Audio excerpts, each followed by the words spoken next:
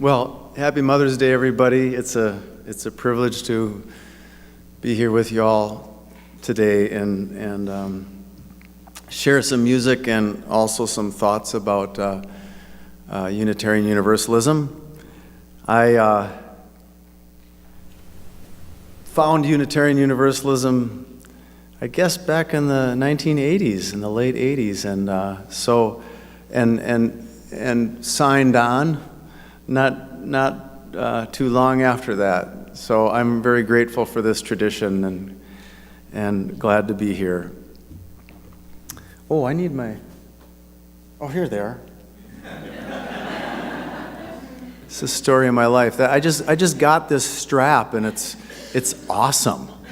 For moments like that, they're never too far away. Okay.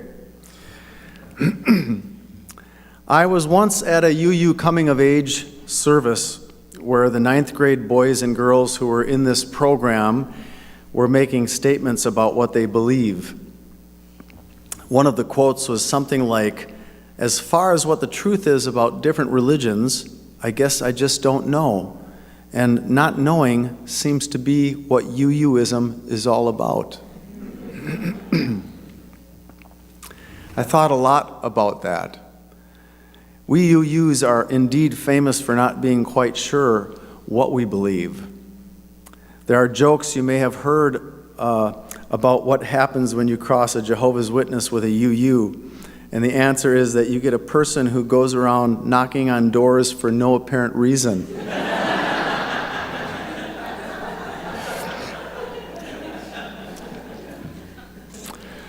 I've puzzled a lot about what exactly this religion represents.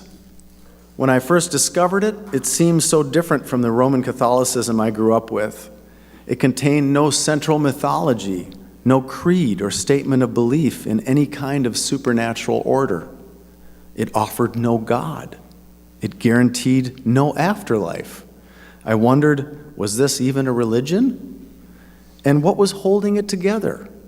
It seemed to struggle with what it was exactly, and how to describe itself to a curious stranger on a 30-second elevator ride. I would like to suggest that perhaps what UUs are about lies not so much in what we don't know, but rather in what we do know. Let me explain what I mean. Throughout our history, UUs have always had a sort of cranky empiricism. There is another joke about us, that we often read ahead in the hymnal so we can determine whether or not in good conscience we can sing the lyrics that are coming up. We are very serious about the truth of things. And here's something most of us seem to agree on. If something can't be shown to be true based on good evidence, then we shouldn't try to build a religion on it.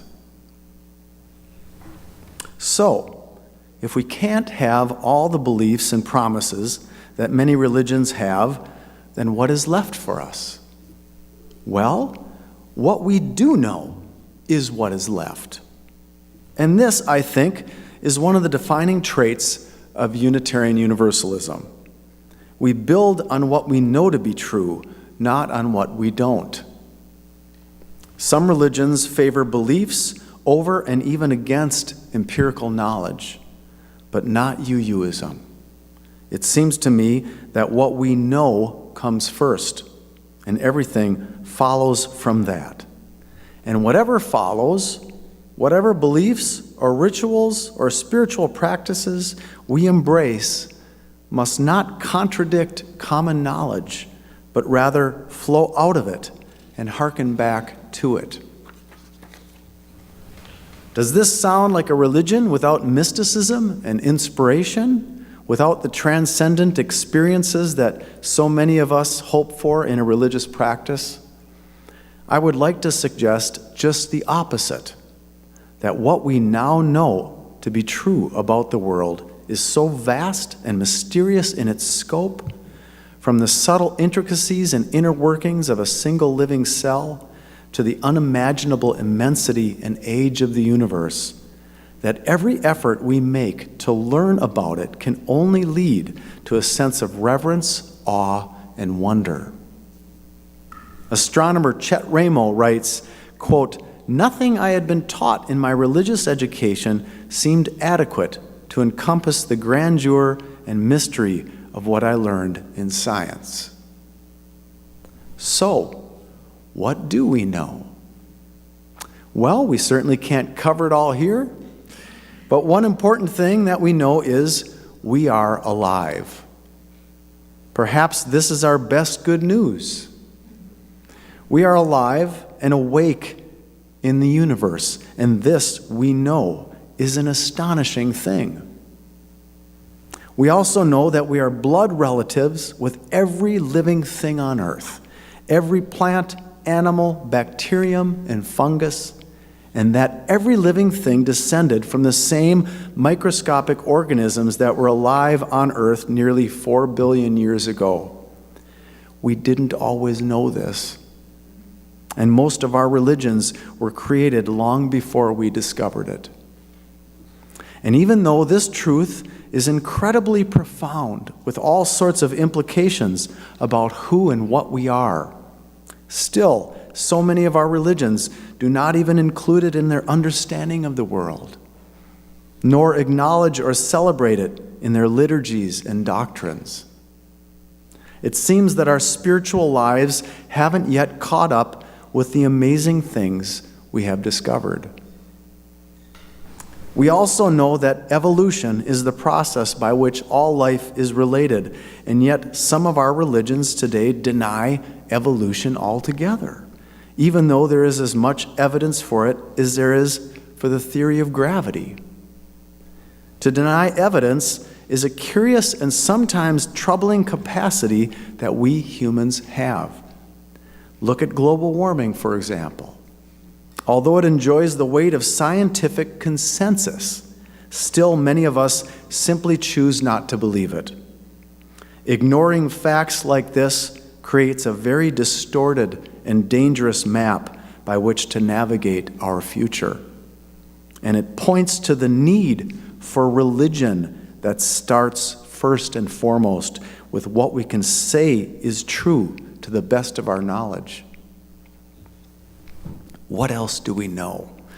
We know that each one of us is a community of 1 trillion living organisms, many of whom still resemble their ancient ancestors, which are cooperating in complicated ways to make you and me. And we are learning that even though evolution has given us the drive to compete, it has also, perhaps even more powerfully, given us the desire to cooperate and nurture and love and live in community with others. We are learning that human beings love not in spite of our genetic inheritance, but because of it. Nature itself has taught us to love and to practice empathy because we need each other to live and to thrive. What else do we know? We know that we are on a planet. We didn't always know this, and most of our religions were created long before we discovered it. Catholic nun and theologian Ilia Delio basically says, forget evolution. We religious people still have to come to grips with the fact that the sun actually isn't going around the earth. But we know now that the sky isn't turning around us. It took us a long time because it's not a really intuitive thing. We had to observe carefully and invent some instruments to observe it. We know now that we are doing the turning around the axis of the earth at 900 miles an hour, around the sun at 67,000 miles an hour right now together, and around the center of our Milky Way galaxy at a whopping 483,000 miles an hour. A galaxy which, by the way, we now know isn't the only galaxy. We know there are hundreds of billions of them, and they are all moving and expanding apart from one another. Indeed, everything is in motion, from the very smallest particle in the atoms of our bodies to the immense universe itself. And all is changing as well, not static and eternal as the old model suggested. Even Einstein didn't believe it at first until he was shown evidence. We know now that the universe has actually had a beginning. It began 13.8 thousand million years ago, as far as we know, as a speck smaller than an atom into which all of us were squished in our primordial form, and which at some point exploded and expanded with unimaginable force and speed. In moments, it was just immeasurably large. In time, gravity gathered gas clouds into galaxies of stars. Some of those stars, as Luke mentioned, exploded and created new kinds of matter, which was then gathered up again into new stars, rocks, planets, and eventually into us. We are made of star stuff. We didn't always know this astonishing truth, and most of our religions still don't regard it as central to their beliefs and practices. Perhaps we feel that it's beside the point, but I don't think it is. I think it is the sacred story of our lives. We know that the earth itself is 4,500 million years old, and that people, us, we descended from primates in Africa, and that we modern humans have been here for perhaps 100,000 years, which is really just an eye blink in the vast history of the planet.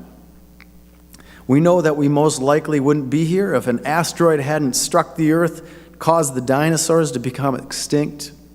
Indeed, we know that our existence is dependent on all that has preceded us, all that has happened leading up to now, and that our lives are brief events in the immense scope of things. One difficult thing we know is that life needs death in order to make itself anew, which does not bode well for our prospects for personal immortality. But it does mean that we have the opportunity to be alive at all, because without death, none of us would be here. We know that we are not really better than anything else in creation, but it is possible to see that we have a special role, a role of discovering and giving names to things, of piecing together the story of creation and celebrating that story. We can say that the universe becomes awake and aware of itself through us.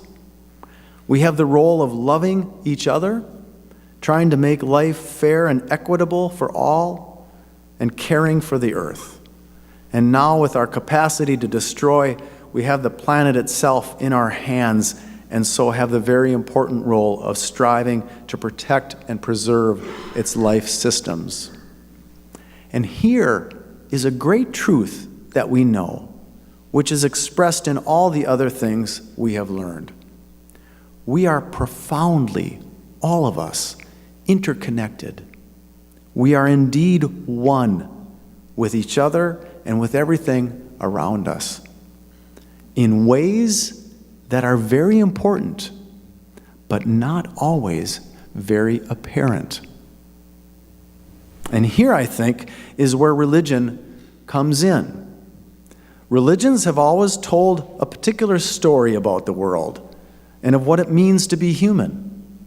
Who and what are we? What is the nature of reality? How should we live? What does life mean? And whatever that sacred central story is, it is committed to heart by those who follow that faith, told and retold, studied and discussed endlessly, and revisited every Saturday or Sunday morning. Why? Because it is of utmost importance. And it is not something you just tend to know intuitively.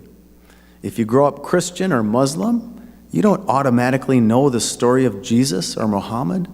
You must learn it and then ideally study it the rest of your life in order to live more fully out of it. And so it is, I would like to suggest, with the great truths that we now know. The fact that we are on a planet, as I mentioned, is not an intuitive thing. We don't feel it moving. And so we have to remind ourselves of this if we are to live more deeply out of it. We must use our imaginations to try and grasp what is actually real. It is the same with many other of these aspects of our existence. We must learn about evolution and the oneness of life, about deep time and the forces that brought us here, and then try to live out of those ideas and let them sink more deeply into us by way of ritual, meditation, poetry, metaphor, art and drama, discussion and support in a community of faith. This is the way we create a good and accurate map of reality by which to navigate the future and make the right choices so that life will flourish. When I grew up in the Catholic Church, every year at Easter, my family attended the most important liturgy of the whole year, the Easter Vigil. It happened at midnight, and the whole church at one point became completely dark. This is big stuff for a kid in the pews. Sitting in a full church at midnight in silence with the lights out. Then the paschal fire, the light of Christ, was dramatically lit at the back of the church, and its light slowly grew as the flame was passed candle to each person until the whole sanctuary glowed. I'll never forget that magical feeling. That great light appearing in the darkness and then spreading to each one of us so that each of us were a part of it. The over 2-hour liturgy featured readings and songs from our whole history, going back to Genesis, Abraham, Moses, and finally Jesus Christ. This was our entire salvation story. But given how my own beliefs have changed since then, where do I go now with my own children so that they can feel the magic and the power of their own story? Where do I go to light a great fire in the darkness that represents the Big Bang, or the first life on earth, or the first time that our human ancestors appeared in Africa? This is our sacred story. To know it is to feel at home in the world, to feel like we belong here, to feel connected to everything around us. The word religion, after all, means to reconnect, to find happiness and meaning in our lives. I believe it has the power, like any great sacred story, to comfort and inspire us, to give us strength in living, to help us love one another and grow our circle of compassion and empathy, to act with wisdom, and to just be excited to be here, to be part of it all. I believe that our UU religion can help us do that. Our openness and interest in incorporating new discoveries and current understandings of the world into our worship and teachings is important in this regard, to help develop a kind of spiritual vocabulary for the many intellectual things that we are all learning, and help orient our hearts and our actions to them, to create rituals, liturgies, and spiritual practices that celebrate what we know to be true, and to bring it alive in our imaginations. In one of her meditations, the Reverend Victoria Safford, who is a pastor of the church where Luke was for a while and where I belong, in one of her meditations, she asks us, what if there were a universe a cosmos that began in shining blackness, out of nothing, out of fire, out of a single silent breath, and into it came billions and billions of stars, and red-winged blackbirds, and sperm whales, and crocuses, onions out of soil, Mount Everest, and the mind and the mind's eye. If such a universe existed and you noticed it, what would you do? What song would come out of your mouth? What prayer? What praises? What sacred offering? What whirling dance? What religion? And what reverential gesture would you make to greet that world every single day that you were in it? Statistics show that church-going is on the decline in the West. Maybe this is because people are finding a sense of community in places like Facebook instead. Or maybe it's a problem of content. Maybe people feel that the reality of the world that they are living in is not reflected in the church they attend each Sunday. Carl Sagan said in closing that, quote, a religion old or new that stressed the magnificence of the universe as revealed by modern science might be able to draw forth reserves of reverence and awe hardly tapped by conventional faiths. Sooner or later, such a religion will emerge. Amen.